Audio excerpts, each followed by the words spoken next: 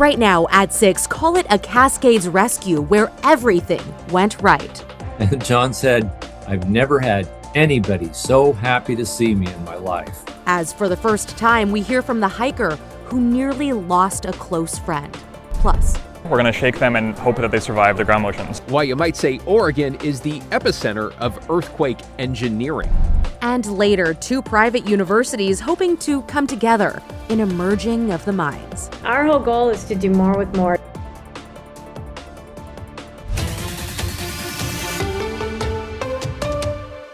Good evening, and first at 6, you're looking at a Gresham man who is behind bars this evening, accused of posing as a teenager in order to lure children, and authorities believe he could have more potential victims.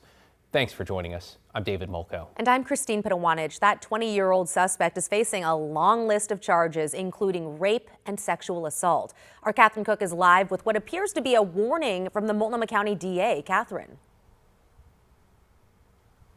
Christine, Gresham police say 20-year-old Ethan Bohannon sexually abused multiple children. They say he spent years posing as a 14 to 16-year-old. They say he told them that he was emancipated and enrolled at various middle schools. Police also say Bohannon posed as a child while participating in various youth basketball events. Investigators say he had contact with kids across Multnomah County. They're asking anyone with information on this case to come forward, noting there may be more victims who haven't yet been identified. District Attorney Nathan Vasquez says he hopes parents will take a moment to talk with their own kids about the case.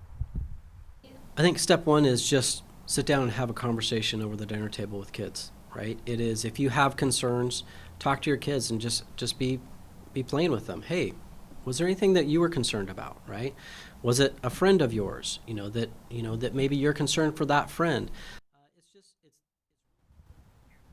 Besides sex crimes and physical assaults against children, Bohannon is also facing charges associated with unlawful use of a weapon. He pled not guilty to all of those charges and is currently behind bars in Multnomah County. Again, if you know anything about this case or Bohannon, you're asked to reach out to Gresham Police. Back to you. Catherine Cook reporting live this evening. Thank you, Catherine. And a reminder, if you or someone you know is a sexual assault survivor, help is available 24/7. One place to start is the National Sexual Assault Hotline. The number is there on your screen. That is 1-800-656-4673. They go into really difficult situations just to help other people. They sure do. To an update now on what you might call the remarkable rescue of a hiker missing for days in the Cascades. His lifelong friend and hiking partner now blaming himself for leaving his friend's side. Our Libby Dowsett is in the newsroom with more on how this all unfolded. What a story, Libby. Oh yeah, guys, these friends and doctors living in McMinnville have known each other since kindergarten and hiked together in both high school and college. So it made sense they'd take on Jefferson Park together all these years later. But while they both headed into the wilderness together, only one was able to walk out. Scott Gibson says it was his initial mistake that set off the hike on the wrong foot. He has a more casual pace of walking, and I tend to really move when I'm on the trail. So I made the mistake of advising that he go first and, get a little head start ahead of me. But Gibson never caught up with his lifelong friend, 68-year-old John Nelson, along the Whitewater Trailhead at Russell Lake in the Mount Jefferson Wilderness. Nelson had disappeared. I got to a place where I could see a lot of the trail ahead, and I didn't see him anywhere. So feeling concerned, Gibson called search and rescue.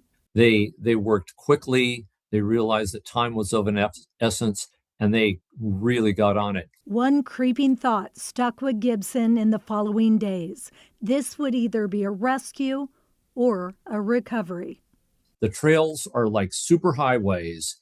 Then that's where search and rescue goes primarily. After that, it becomes a very big territory for them to cover. But just as searchers were about to turn back on day 3, Gibson says a searcher caught sight of Nelson's sleeping bag by the river. When search and rescue finally found him, they approached him and they said, "Are you John?" And he said, "Yes." And they said, "John Nelson?" He said, yes. And John said, I've never had anybody so happy to see me in my life. And there was a lot of crying, a lot of happy tears. Gibson says John had gotten lost and eventually left the trail to find water. And then he was too weak to walk out. Rescue team stayed with Nelson for the night before he was airlifted the next day. Gibson credits nearly 100 search team members and volunteers with saving his friend of 40 years. They go into really difficult situations just to help other people. They're really heroes. They're amazing people. And as for Nelson, gave him a new perspective on life. I think he's probably going to enjoy places that he can see from the parking lot more and take very short hikes. and he says Nelson had his sleeping bag, a little food, and eventually survived on river water. He also stayed in one place, which rescue crews recommend. Gibson now recommends taking along a GPS device and a roll of toilet paper that can be used to make a big X to signal for help overhead or can be left along the trail. Back to you guys. Wow, a case of doing nearly everything right, and so glad he's okay. Thanks, Libby. Okay, stepping outside now on this very warm Tuesday evening. Hope you're out enjoying this summer weather because it looks like more of the same for tomorrow. Nothing wrong with that, Matt. A lot of folks feeling good and soaking up the sunshine. Yeah, it's been a really great month so far. We've had several days where it's been cooler than average. Today was not one of those. Above average, and it's gotten a little bit hazy too. This is our Vancouver Skycam. If you look closely, you can see Mount Hood there, but it's really being shrouded by the haze, which is coming up from wildfires in southern Oregon. So yes, we saw this begin yesterday, and it's gotten a little bit hazy out there. 88 degrees, 27% humidity, all fairly typical, if not a little bit warmer than normal this time of year in summer. Now you can see thunderstorms up in Baker County and then down in Lake County as well. These storms have been producing anywhere from about 1/4 inch to 4/10 inch of rain. So that's good. We've been getting rain, but they were also producing lightning a bit ago as well. What's ahead for the rest of the week is this. Sunny and warm again tomorrow, almost a carbon copy of today. And then cooler on Thursday. Showers roll on in. Thunderstorms get a little closer to us, but still avoid the valley, mainly up in the mountains. More on that and then what comes after that in a bit, guys. Back to you. Good. Thank you so much, Matt. Let's get to your headlines now, starting with a traffic alert. A crash between a motorcycle and a pickup truck has been blocking 2 lanes of Highway 217 in Beaverton now for just over 2 hours now. This is a live look. It looks like things are moving more or less, except for the on-ramp there. This is between Greenberg and Highway 99. Firefighters telling us the motorcyclist was trapped beneath the pickup and crews had to lift the truck off the ground to free him. The motorcyclist was taken to the hospital with serious injuries. There's no ETA yet on the on-ramp. You can see it looks like at least 2 lanes of traffic getting through. Crews slowly clearing that scene. A new audit says the Multnomah County Sheriff's Office has made some progress improving jail conditions, but several key recommendations remain unfinished. The county auditor says the Sheriff's Office has implemented about half of the 10 recommendations made back in 2022.